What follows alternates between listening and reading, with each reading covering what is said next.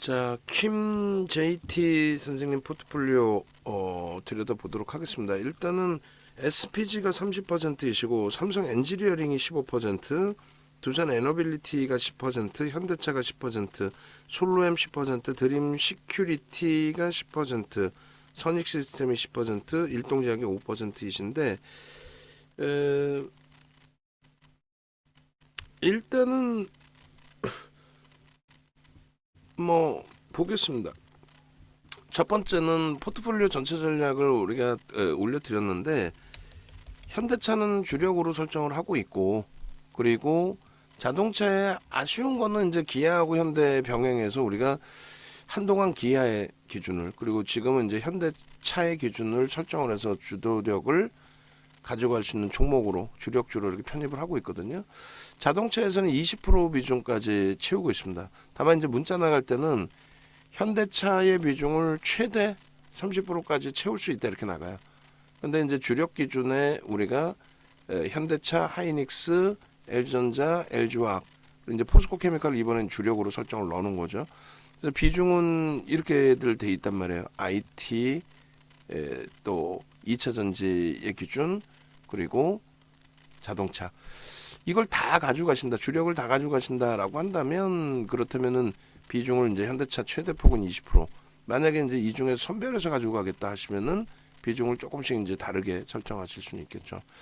어찌됐든 결론적으로 지금 삼성 엔지니어링 같은 경우에 거래 대금이 제한적인데 최근에 거래 대금이 이제 수반되면서의 흐름이기 때문에 넣어놨어요, 포트폴리오에. 그렇게 해서 지난달 대비해서 이제 11% 등락 범위 수준으로 형성이 돼 있는데, 이 부분은 삼성 엔지니어링은 현대차도 그렇지만 중기적으로 놓고 보시는 관점의 기준으로 설정을 하셔야 됩니다. 그래서 현대차 중기, 그리고 삼성 엔지니어링 중기, 중장기라고 보셔야 되겠죠. 그래서 뭐 간단하게만 말씀드리면 삼성 엔지니어링의 경우는 기존에 우리도 이제 계속 가져가고 있었고 계속 들여다보는 그런 상황이었는데, 결과적으로는 주력 포트폴리오로서는 손색이 없습니다만 너무 오랜 기간이죠, 어찌 따지면. 그래서 개별 기준에 이제 포트폴리오 설정으로 바꿨어요. 기존에는 이제 지속적으로 편입을 했는데 뭐 계속 그 자리이다 보니, 예? 근데 돌려놓고 보면은 시장이 이렇게까지 무너진 걸 감안하고 놓고 보면은 엄청난 거죠. 사실은 엄청나게 좋은 수익의 기준도 되고 또 안정적인 자산의 기준도 되고. 근데 여기서 이제 이러한 흐름이 유지가 될 수 있었던 거는 누적적인 수급입니다. 뭐 2년 동안에 매집이 된 그 물량이, 뭐 2년이 넘었죠. 이제는 3월이니까 그 물량이 지금 21% 정도 돼요. 21% 정도, 21%그 정도 되죠. 그렇게 해서 4,200만 주였나요? 하여간에 뭐 굉장히 많은 물량. 다시 한번 그 물량을 한번 보겠습니다. 삼성 엔지니어링. 그렇게 해서 그 수급이 상상을 초월하게 형성이 돼 있다 보니 뭐 굉장히 먼 기간입니다. 2021년 2월 23일부터로 설정을 잡은 건데, 전체 글로벌 그 전체 시장에서 가장 많은 매집이 단행돼 있는 종목이 3월 9일까지 기준에, 그죠? 4,200만 주, 21% 퍼센테이지로 가장 높습니다. 그리고 금액 기준으로도 뭐 전체 시장의 3인데, 그거를 너무 멀기 때문에 좀 당겨서 놓고 보겠다라고 하시면은 이제 22년 8월 9일 정도만 놓고 잡으시더라도 1,000만 주, 5%라는 물량이 작지 않습니다. 5% 이상의 매집 규모. 아름아름 올라오고 있는데, 화공 분야, 비화공 분야의 실적이 다 좋아요. 그러니까 중동발, 그리고 또 그룹 계열사의 기준. 그래서 시장 대비해서 원체 강한 흐름을 주고 있는 위치인데, 요 흐름을 변동성으로 이제 확장해서 이런 식의 그 수익까지로 기대하려면은 밑에 보이시는 이 거래가 터져야 됩니다. 그런 거래가 터져줘야 되겠죠. 최소 5MA, 20MA 거래량부터 해서. 근데 월봉으로는 이번 달에 이제 거래가 터질 수 있을 걸로 기대가 된단 말이에요. 주봉으로 이미 거래가 터져 있고 누적 수급이 추가적으로 유입되면서 앞전 고점을 넘긴. 그러니까 지금 얘는 삼성 엔지니어링을 최근 들어서 만약에 편입을 만약에 하신 거다. 그럼 3월 9일부터 되겠죠. 저 거래 400만 주 이상의 거래. 그러니까 하루에 거래대금 1,000억 이상의 거래대금. 그것을 놓고 보면서 편입을 하신 기준이다라고 한다면은 변동성 매매 기준이 되실 수 있는 거고, 그렇지 않고 그 전부터 관심이 있었는데 고점을 넘겨서 나도 이런 종목 하나쯤은 넣어두고 대처해야겠다. 실적이 끝내주고 저평가는 아닙니다 사실은. 이쪽 건설 쪽 기준에서 PER 8.9배, 뭐 PBR 이거는 저평가가 아니에요. 대표적으로 뭐 GS건설 같은 경우도 있는데, 건설주들이 수급은 일반적으로 긍정적인데 시세 분출은 좀 제한적인 경우들이 있죠. 지금도 마찬가지 GS건설은. 근데 이제 이런 부분은 거래대금이 없기 때문에 안 들어가는 거고, 삼성 엔지니어링의 기준은 이제 긍정적으로 보면서 이제 해석을 하는 건데, 결론적으로 중장기적으로 좀 놓고 보시는 것을 권해드려요. 근데 만약에 나는 중장기적으로 보진 않는다. 변동성 매매로 들어갔는데 뭐 그렇다면은 비중이 15%이시기 때문에 추가 편입은 권해드리진 않아요. 언제 어느 때 또 거래가 급격히 꺾일지 모르기 때문에. 그래서 추가 편입보다는 15%이시니까 비중 유지. 지금 3만 원에 편입을 하셔가지고 손실이 일부 있지만 그건 나중에 알려주세요. 나는 좀 굉장히 뭐랄까 그 변동성을 지향한다. 변동성을 원한다라고 한다면, 그렇다면은 정리를 하셔서 대처하는 게 옳죠. 그런데 가급적이면 손실보다는 수익을 보고 나오셔야 되는 게 옳은데, 다시 질문을 주세요. 성향에 대해서 나는 삼성 엔지니어링을 꼭 원하는 건 아니다. 거래가 터져서 들어갔을 뿐이다. 라든가 다시 한번 알려주시면 그에 맞게 전략을 잡아드리는데, 아니 지금은 현대차의 기준 10%이신데 현대차 비중 좀 더 늘리실 수 있다. 늘리는 게 옳다라고 현대차는 말씀을 드리고, 거기도 이제 사상 최대치 실적, 또 누적 수급이 현대차도 좀 뭐 만만치가 않죠. 기아나 현대차가. 그러니까 20만 원을 좀 훌쩍 넘기고 있어도 이상할 건 없어요. 근데 그 20만 원 넘기는 게 아주 순간입니다. 그래서 현대차 정도의 종목은 당장의 변동성이 제한적이다 할지라도 넣어두시는 쪽의 기준을 잡아드리고, 삼성 엔지니어링도 비중만 조금만 조절을 해서 대처한다면 충분히 가져가실 수 있습니다. 그렇게 설정을 하시고, 나머지 부분은 이제 좀 짧게 끊어내고 나오는 쪽의 기준을 잡아드릴 텐데, 먼저 이제 일동제약부터 보시면 가장 기본적인 게 뭐예요? 이 수급은 일동제약에서 이 보여주는 이 수급은 땡겨놓고 보니까 아무것도 아니죠. 무슨 얘기냐면은 공매대차 부분이 있었을 거란 말이에요. 그 부분에 대한 상환 부분이라서, 대표적으로 이제 뭐 셀트리온 같은 경우가 수년 동안의 공매대차 상환 부분들, 수년 동안 형성됐던 공매가 있을 거란 말이에요. 대차도 있고. 그 부분에 대해서 수급은 굉장히 들어오는데 왜 주가 못 가냐 이렇게 생각하실 수 있는데, 그러니까 공매대차 상환 부분이 굉장하기 때문에 그래요. 그러니까 주가는 계속 밀리죠. 그래서 그런 부분으로 인식을 하셔야 된다. 그래서 일동제약 같은 경우에도 단기 수급이 뭐 들어왔다. 다 좋아요. 그렇게 들어오고 나서 그럼 윗방향의 거래를 세게 주든가. 지금 거래량 거래대금 자체가 없죠. 속된 표현으로 해먹을 만큼 다 해먹었다는 거예요. 속된 표현으로. 작년에 말씀을 드렸던 게 마지막 남은 제약바이오다라고 말씀드렸어요. 거래가 없던 애를 하루에 거래대금 1조씩 터뜨렸어요. 작년 상반기에 하루에 거래대금을 1조씩 터뜨렸습니다. 그러니까 그 거래대금이 있으니까 이런 캔들의 크기가 커진 거죠. 캔들 크기 비교가 안 되죠. 지금 어때요? 거래대금이 완전히 없어져 버리니까 캔들 크기가 작아지죠. 그럼 제일 세상에서 못된 친구들이 누군가 매수 사인을 줬으니까 매수하셨을 거 아니에요. 스스로가 판단하시더라도 누군가가 언급을 하니까 판단하실 거 아니에요. 결론은 제일 세상에서 못된 애들이 지 혼자 기술적 분석을 못하면 다행인데, 이 종목을 사라고 하는 거는 펀드멘탈적으로 얘를 사라고 하면 그건 정신 나간 거죠. 실적 자체가 검증이 안 되는 애를 뭐 펀드멘탈입니까? 여러분들이 알고 계시면 뭐 일본 쪽에서 먹는 경구용 코로나19 치료제를 뭐 우리나라에서 일동제약이 뭐 독점권을 다 필요 없어요. 그게 실적으로 연동돼 있지도 않고, 연동된다 하면 그러면 검증되고 난 다음에. 그러니까 결국은 지금 저평가가 아닌 상태의 기준인데, 여전히 21년 10월달 대비 최저점 대비해서 70%가 올라와 있는 수준인데, 이거를 저평가라고 한다는 자체가 정신이 잘못된 거죠.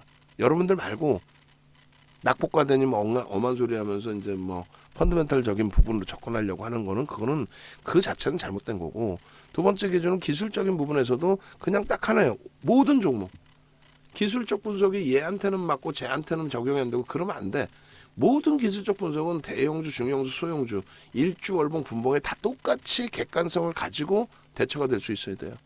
그러니까 결론은 거래가 형성돼야만 캔들의 크기가 커진다라는 거예요. 거래가 없으면 주가가 조정받는다, 그건 아니에요. 잘 그건 이해를 하셔야 돼요. 거래가 없다고 해서 조정받는다 아니야. 거래 없어도 상승하는 종목 많아요. 또 거래대금 위주로 보는 게 맞고. 결론은 얘는요, 거래가 없을 때는 캔들 크기가 없잖아요. 모든 종목이 다 그래요. 그럼 결국은 이런 거래가 터질 때 말 같지도 않은 내용 가지고 변동이 나서 우리도 들어갔단 말이죠. 왜? 그걸 바탕으로 해서 주가 움직이니까. 펀더멘탈은 안 좋지만 기술적으로 대처합니다. 하루에 거래되면 1조씩 터뜨리는 애기 때문에 들여다볼 수 있습니다. 그래서 상한가 수익도 나고, 어쩔 때는 말 같지도 않은 내용 가지고 개파락이 나와서 뭐 하한가 수준으로 밀리고 그래 손절도 해보고. 결론은 지금 쳐다도 안 보죠. 왜? 질려서?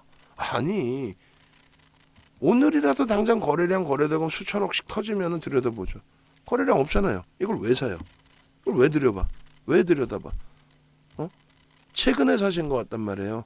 그러니까 막연히 사신 게 된단 말이에요. 보도자료 이런 내용에 21,600원에 사셨는데 정리입니다.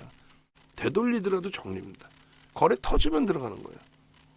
무조건 정리입니다. 이걸 가지고 어떤 이상한 친구들이 뭐 매집이 됐네 헛소리 하면은 그거는 현혹되지 마십시오. 전량 매도. 그 다음에 선익 시스템의 기준에서도 거래가 똑같죠. 똑같은 해석하시면 돼요. 거래가 여기 터져 있어요, 없어요? 터져 있죠. 이 거래가 터질 때 수급이 들어왔단 말이에요.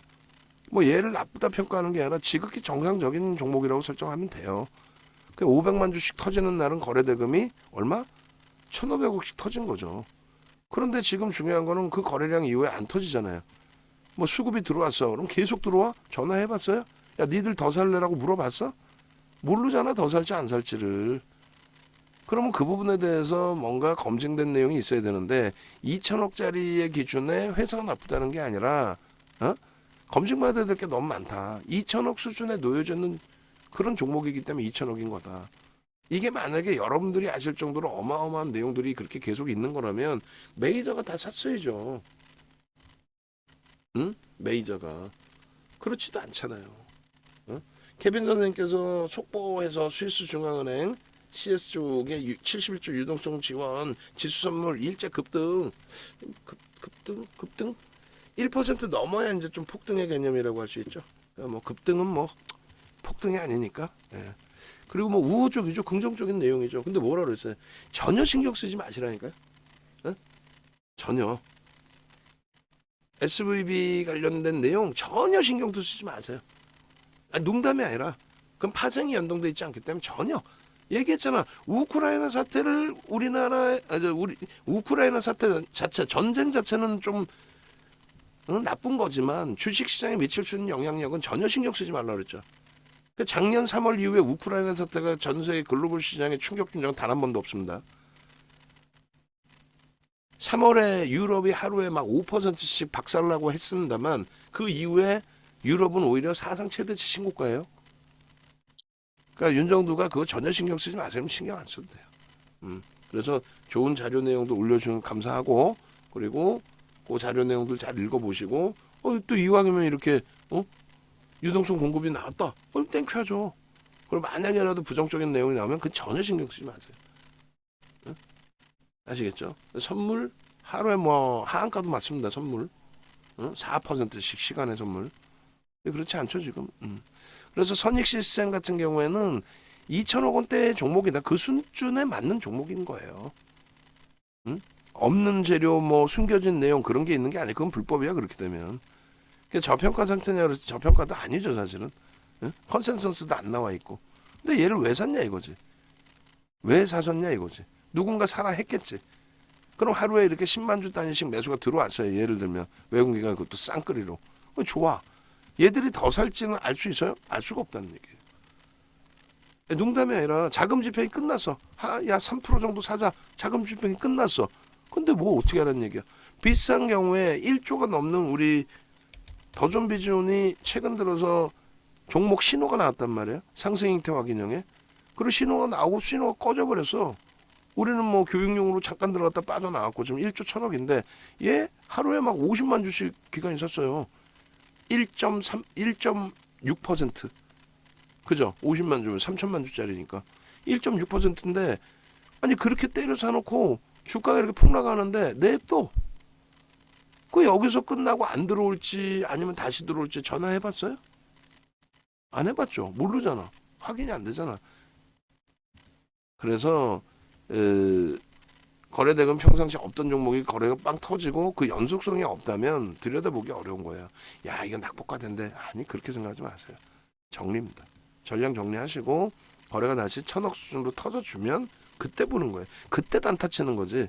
레인보우 로보틱스도 거래가 오늘처럼 터져야 변동성 매매를 하는 거지. 개뿔 뭐 아무것도 없는데 어제 같은 날 거래 터져야 들어가는 거지. 아무것도 없으면 거래가 둔화돼요. 그러면 빠져나온다는 얘기죠. 오케이. 정리입니다. 전량.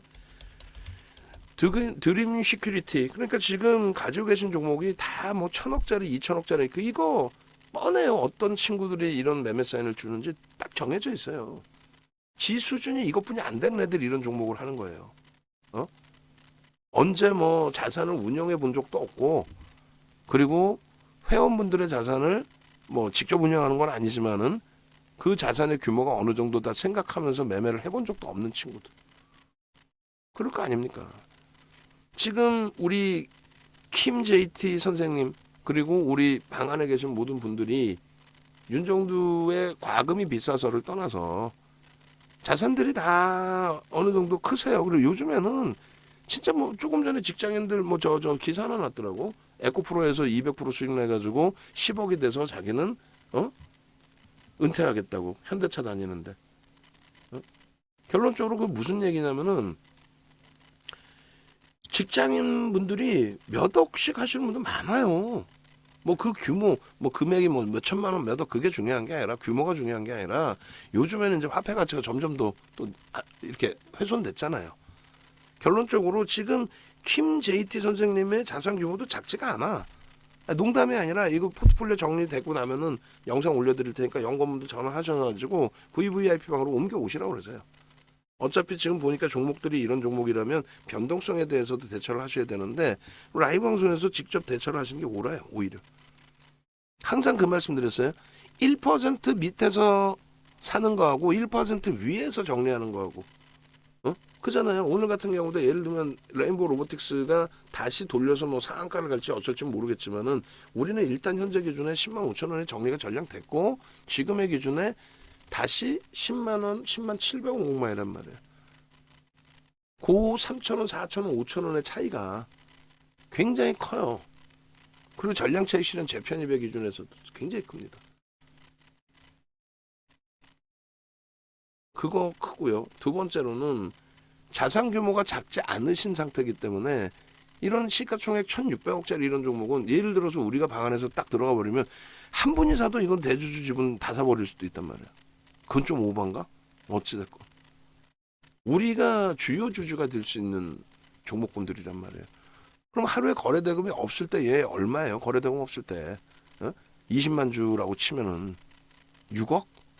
6억 7억 6억 7억 거래가 된단 말이에요. 매수 매도 다 합쳐서 6억 7억 거래되는 종목을 정신 나간 꼬맹이들이 방송 갖고 나와서 이거 대박입니다. 주가 쭉쭉쭉 올라갈 때면 대박입니다. 우리는 밑에서 다 사놨습니다. 뭘 밑에서 사나 이거를. 하루에 거래되면 6억짜리를. 한 분만 들어가? 응?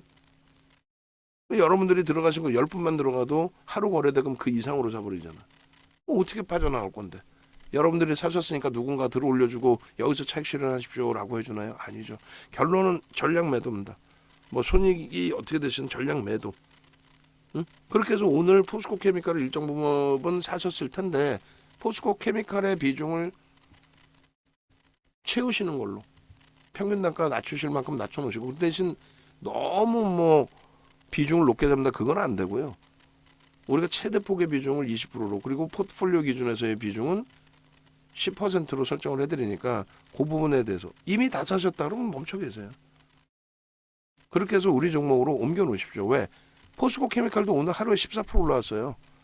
얘네들을 들어간다는 건 뭐예요? 상한가 한번 잡아보고 싶고 수익을 크게 그냥 짧게 크게 내고 싶고 그거잖아요.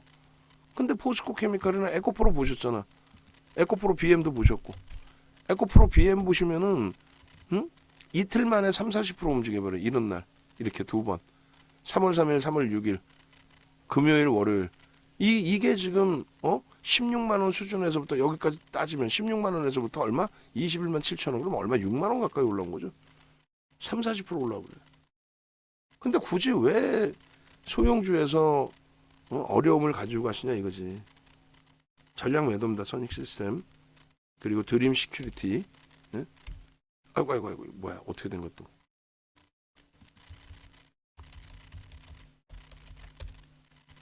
응? 예? 예. 그렇게 해서 전량 정리의 기준을 잡아드려요. 이번에 어차피 가입하신 부분에 있어서 정리 한번 싹 하시죠. 솔로엠 시가총액 1조 1,000억이네요. 오, 저 처음 봤어요. 농담이 아니라 뭐 잘 모르는 종목입니다. 뭐 제가 다 알 수도 없고 신규 상장한 지 얼마 안 됐네요. 그죠? 2021년이니까 뭐 2년이면 좀 됐다고 할 수 있겠나? 하여간에 신규 상장 이후의 흐름이고 공모 가격이 17,000원이에요. 공모 가격 위에 있죠. 시장은 무너져 내려와 있는데 공모 가격 위에 있단 말이에요. 저평가는 아닙니다. 응? 누적 수급이 쭉 들어오지 않느냐? 이 누적 수급의 범위도 그렇게 굉장히 많은 물량이 들어왔다 볼 수는 없어요. 지금 대주주 지분이 25.5이고 그리고 외국계에서 뭐 9.80인데 의미를 크게 부여할 수 있을 만한 수준은 아닌 것 같아요. 시가총액 1조 이상짜리 기준에 대주 지분도 좀 많이 약한 편이고 그리고 어찌됐건 공모가 위쪽에서 흘러가고 있어요. 그래서 제가 판단할 때는 이게 저평가라고 할 수 있겠는가. PBR이 4배예요. 그것도 전기전자 업종으로 분류가 되는데 얘가 성장성이 아무리 뛰어나다 해도 굉장히 좀 버겁죠. 이렇게 되면은 이렇게 되면은 굉장히 버겁죠. LG전자는 이제 백색 가전이라서 매출 규모가 원체 크고 삼성전기 쪽으로 이제 만약에 놓고 본다면 전기전자 쪽의 기준을 삼성전기 같은 경우가 PBR이 1.5배입니다. 4배 이상 자산가치 대비 4배 이상에서 움직이고 있다는 거예요. 얘도 성장성 계속 부각되고 대주 지분 35%에 외국인들 지분 30% 수준의 외국 기관 쌍끌이 매수가 굉장해요. 그러니까 주가가 지금 시장 대비해서 월등한 강세. 그죠? 그럴 바에는 우량주에서도 충분히 있는데 뭐 솔로엠도 1조 이상이니까 뭐 긍정적으로 볼 수 있는 종목이긴 합니다만 조금 부담되지 않나요? 환급성이나 이런 부분이. 그래서 일단은 올해 이후에 수급도 나쁘진 않네요. 그러면 누적적으로 기관들 위주에서 150만 주를 그 블럭이 아닌 뭐 실질적인 매수로 샀다라고 한다면 3%거든요. 근데 1월 이후에 3% 이상 산 종목 많아요. LG전자도 1월 이후에 기준 잡으시면 460만 주. 주식수가 몇 주에 1억 6,400만 주잖아요. 반올림해서. 그러면 대략적으로 LG전자도 3% 이상 샀어. 똑같은 3%야. 그럼 얘가 낫지 않을까요? 성장성에 대해서 슬슬 이제 전장 사업에 대한 성장성도 함께 동반적으로 부각이 되니까. 솔로엠도 다른 내용이 아니라 뭐 고평가다 뭐 이런 걸 떠나서 결론적으로는 그 수급은 유입되고 있는데 거래 부분이 다소 제한적이라서 우리가 계속 방안에서 지켜봐드리고 전략을 잡아드리기가 어려워요. 67억이면은 뭐 1조 이상짜리 종목이고 지극히 정상적인 업체라서 뭐 비이성적인 등락률이 나오진 않고 갖고 계신 물량도 얼마든지 언제든지 현금화 하실 수 있는 환급성도 있는데 계속 이 종목을 뭐 현대차나 삼성 엔지니어링처럼 가져갈 수 있을 만큼의 실적이나 누적 수급이나 이런 게 확인되지는 않기 때문에 일단 정리하시고 거래 수반되어지면서 움직임이 나오는 쪽 그쪽을 좀 보시자고 말씀드릴게요.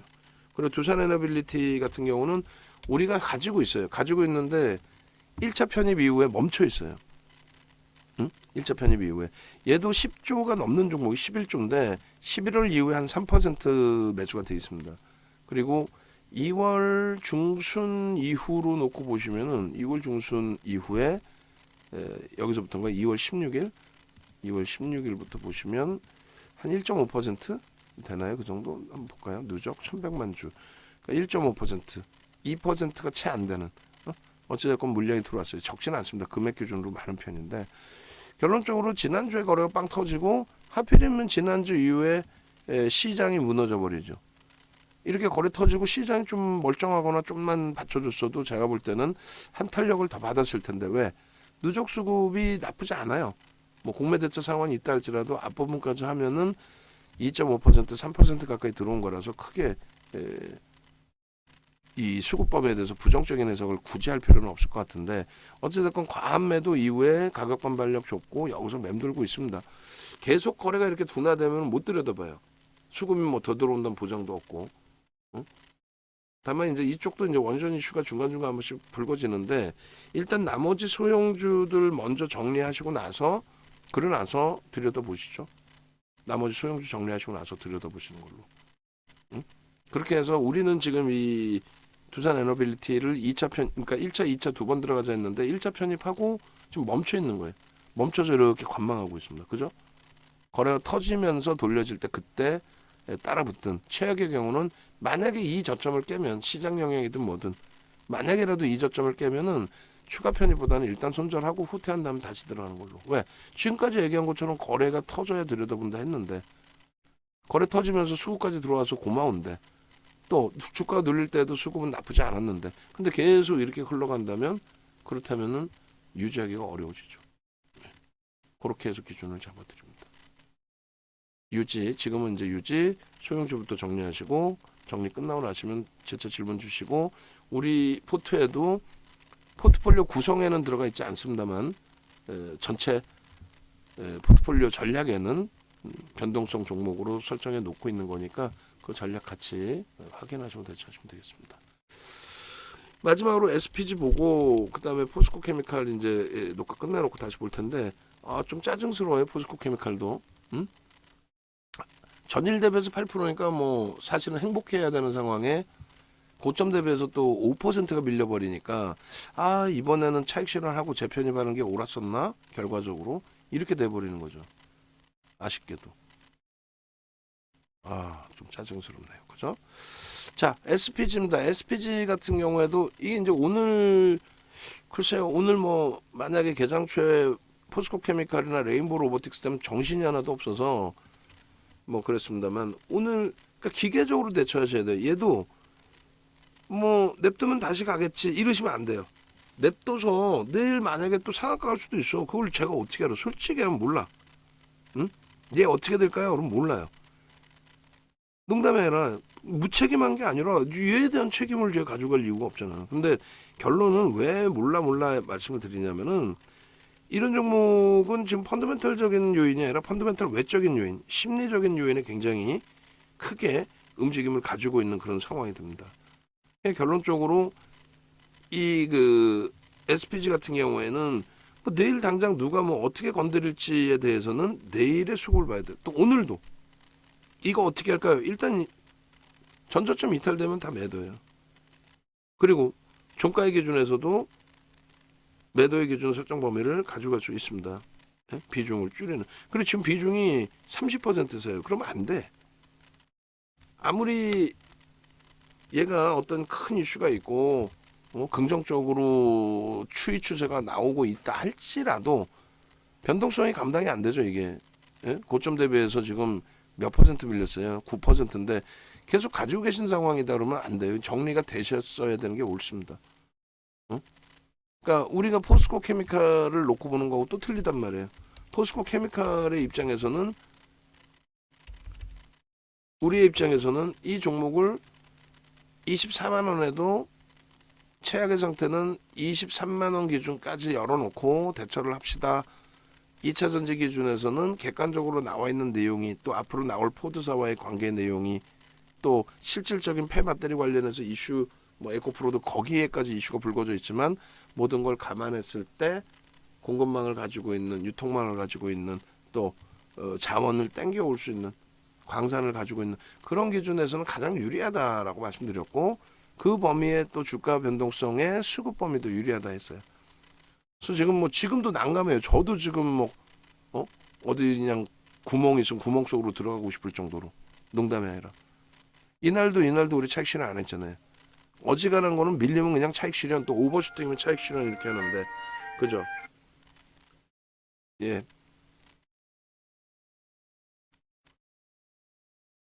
예.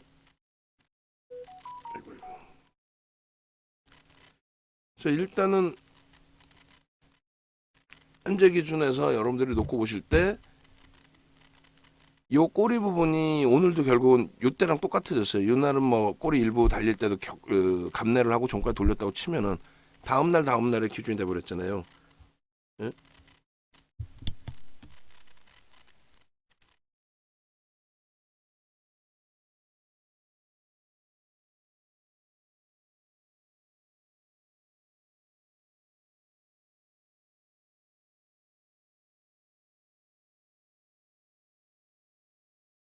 그렇게 해서 오늘의 기준에 전소고용 뜨고 거래를 터트리고, 오늘도 여전히 조 단위의 거래량을 터트리고, 거래대금입니다.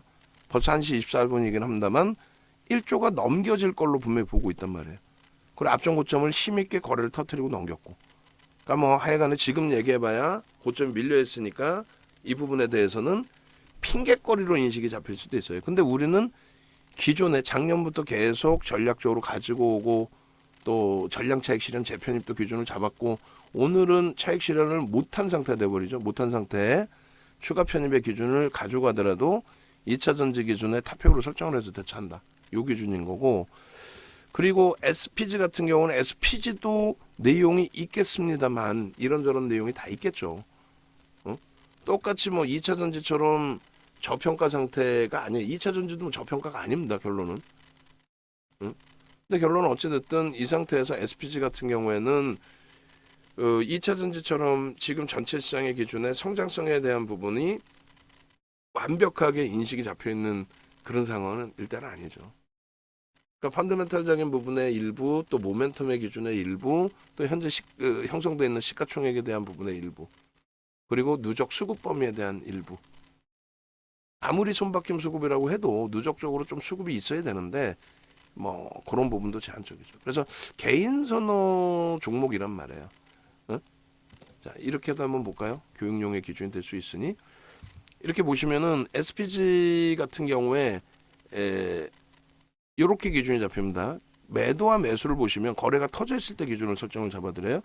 거래가 터져 있을 때 매수와 매도의 기준이 이렇게 있는데, 매도 부분의 외국인들의 수급하고 또 매수 부분의 외국인들의 수급. 그러니까 무슨 얘기냐면은 1900만 주가 거래가 터져 있는데 외국인 기관 합산을 해서 10%가 안 돼요, 비중이. 그리고 이날은 10% 수준 겨우 그 정도 수준에 놓여져 있습니다. 그나마 비중이 아주 작지는 않은 거예요. 그런데 정상적인 종목의 기준에서는 포스코 케미칼이다. 그러면 예를 들어서 400만 주 이렇게 터졌잖아요. 이날 11% 움직일 때. 그럼 외국인과 기관의 관여도가 높단 말이에요. 순매수에서는 매수 매도를 다 빼고 나면은 뭐 제로인 경우도 있고 오히려 떠넘겨지는 경우도 있습니다. 근데 외국인들이 어찌됐든 이날 뭐 50만 주 샀다 이거를 떠나서 매도와 매수의 기준을 보면 110만 주 매수가 있었고 50만 주 기간도 매수가 있었단 말이에요. 매도도 많아요. 매도도 이날 기준에 63만 주의 매도와 56만 주니까 매도도 많아. 합산해서 120만 주라고 치면 거의 30% 비중이거든요. 무슨 얘기냐면은 이 주가를 형성할 때 누가 관여를 하느냐, 방향성의 기준을 누가 주느냐예요. 결론적으로 오늘의 포스코 케미칼의 경우는 쭉 뻗어 올린 누군가가 있을 거고, 쇼커버링이 됐든 실질 매수가 됐든 누군가는 들어 올렸을 거고, 단기 차익 실현의 범위가 아니라 오히려 거기다가 손바뀜의 매도가 나와서, 단기 차익 실현이 아니라 손바뀜의 매도가 나와서 외국인은 샀는데 기관이 때려가지고 밀렸을 수도 있고 여러 가지 변수가 있어요. 근데 그것의 방향성, 지금 꼬리가 달렸으니까 밑에 방향성으로 밀린 거 아니에요. 그 방향성의 기준을 개인들이 형성시켰느냐, 메이저가 형성시켰느냐. 메이저가 형성시킨 거죠. 에코프로도 마찬가지예요. 에코프로 저도 안 봤는데 보면은 에코프로의 순매수로 놓고 보시면 개인들이 물량을 다 떠안았잖아요. 그럼 이 주가 폭등이 다 개인들에 의해서 이들이 사면서 다 들어올린 거냐라고 했을 때 방향성의 기준은 메이저가 준다 이거죠. 무슨 얘기냐면 얘도 딱 보시면은 어떻게 돼 있어요? 그냥 순매수로만 기준 잡을게요. 매도와 매수 비슷비슷합니다. 어차피 매도가 더 많아. 그렇게 따지면 매도가 더 많아. 왜? 개인에게 더 많은 물량이 떠넘겨졌으니까. 근데 매수로만 기준을 잡으면 예를 들어서 200만 주일 때 매수가 얼마예요? 42만 주니까 40만 주만 잡아도 20%죠. 그잖아요. 이럴 때도 마찬가지고 이날 같은 경우도 220만 주인데 50만 주. 그잖아요. 그럼 얼마예요? 25%, 20% 이상이죠. 그거를 인식하실 수 있어야 돼요. 요날 같은 경우가 42만 주인데 그래도 13%, 14%가 된단 말이에요. 이해되세요? 에코프로 BM도 똑같아요. 그냥 그 에코프로 BM 같은 경우에도 보시면은 결론적으로 어떻게 되세요? 결론적으로 순매수의 기준에서 개인들이 많이 떠하는 부분들이 있잖아요. 근데 매수와 매도로 놓고 보시면은 결론은 이런 날 같은 경우에 3월 3일 6일 같은 경우에 500만 주 터질 때 외국인과 기관의 매수가 180만 주란 말이에요. 그 관여도를 놓고 보시란 말이에요. 160만 주죠. 20%죠. 매도는 더 많다니까. 매도는 어차피 더 많아요. 개인에게 떠넘겼잖아. 이해되세요? 이게 이해가 되셔야 돼요. 그러면은 다시 보시면 SP치는 이 부분에 있어서 매수와 매도의 기준에 있어서 개인들 위주로 움직임이 나오잖아요. 예? 이날 13% 올린 날 어떻게 됐어요? 10% 수준이 안 돼. 아까처럼 뭐 20% 30%의 비중이 아니라. 예? 그래서 이쪽 외국인들이 단기 성향의 액티브 쪽에서 툭 건드려줬다. 그랬을 때 흥분된 개인들이 윗방향으로 치고 올려서 움직임이 이렇게 나온 거겠죠. 대표적으로 이제 오늘 기준뿐만 아니라 최근에 움직임이 좀 있는 뭐 똑같은 포스코 계열이라고 하더라도 포스코 엠텍 같은 경우에 4,600만 주 터질 때 어때요? 매수의 기준의 관여도가 4,600만 주, 300만 주면 어떻게 되는 거예요? 10%가 안 되죠. 그런 계산을 할 줄 알아야 돼요. 여기는요 10% 겨우 넘죠. 그죠? 여기도 10%가 안 되죠. 3,300만 주 대비해서. 이해되세요?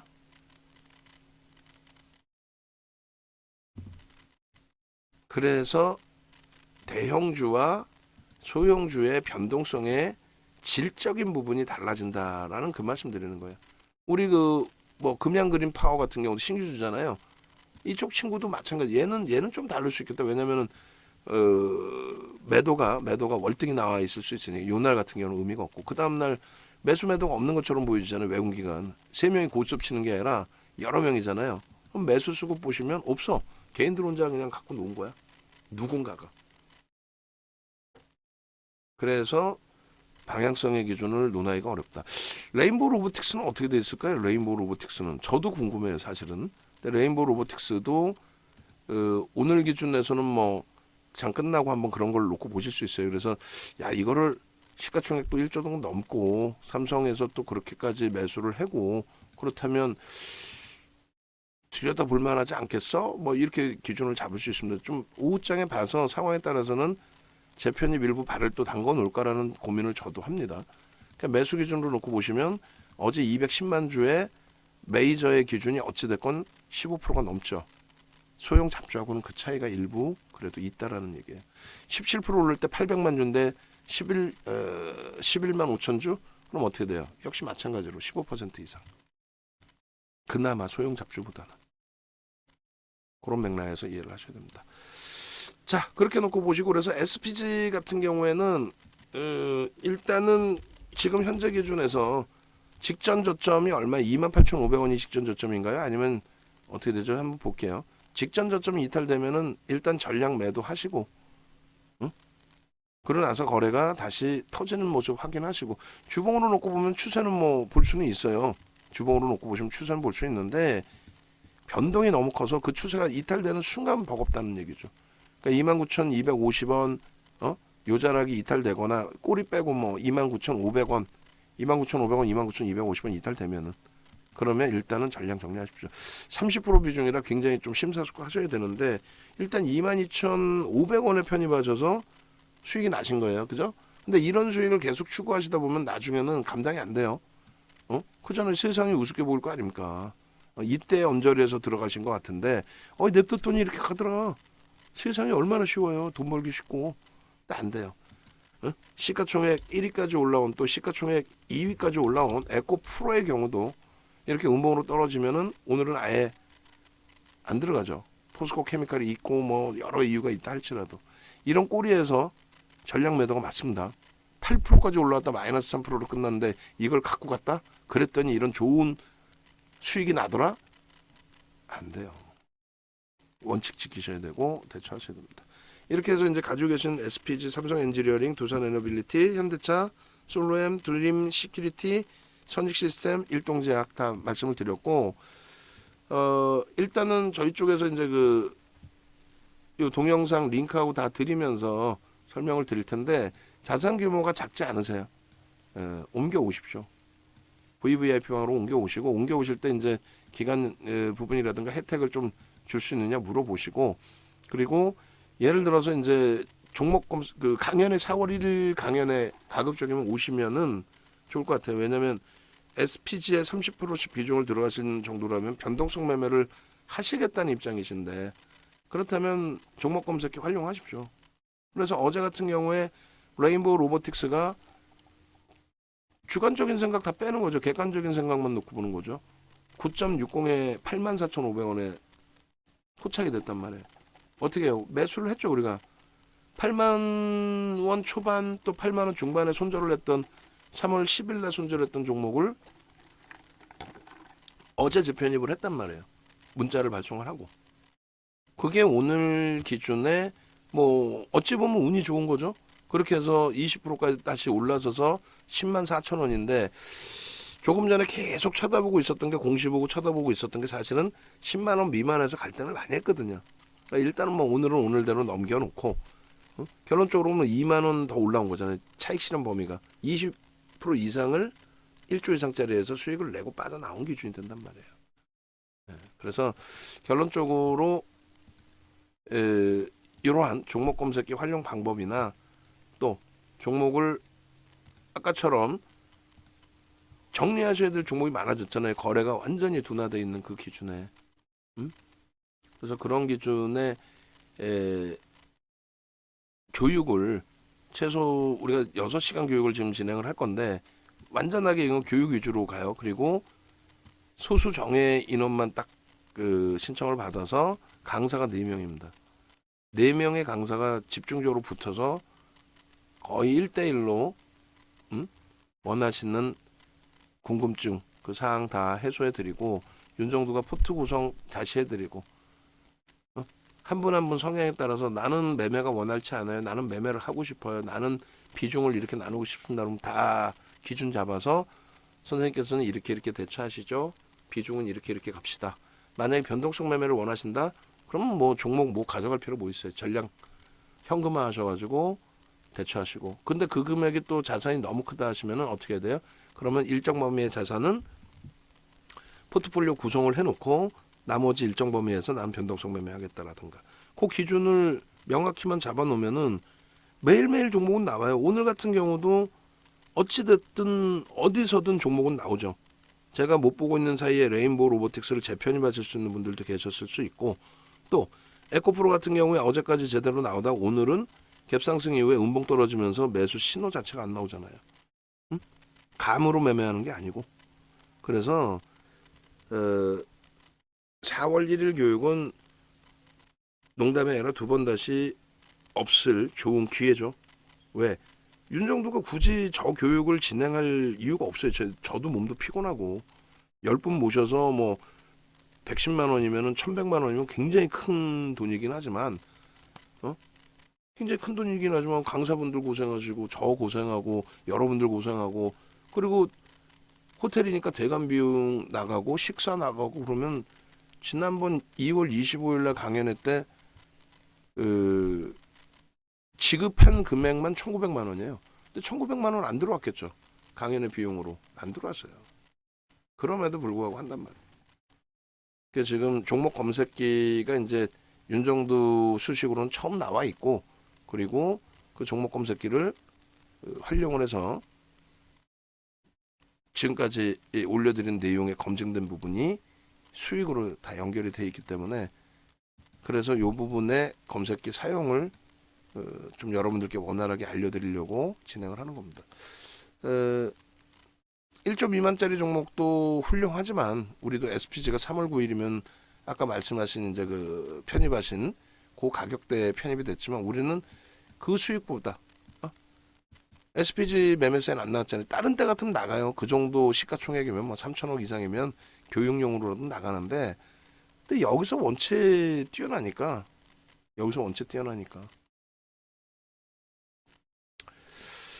자, 일단 전략 올려드리겠습니다. 올려드리고 새로 들여다보시는 분들은 쪽 전화 주시고, 아시겠죠?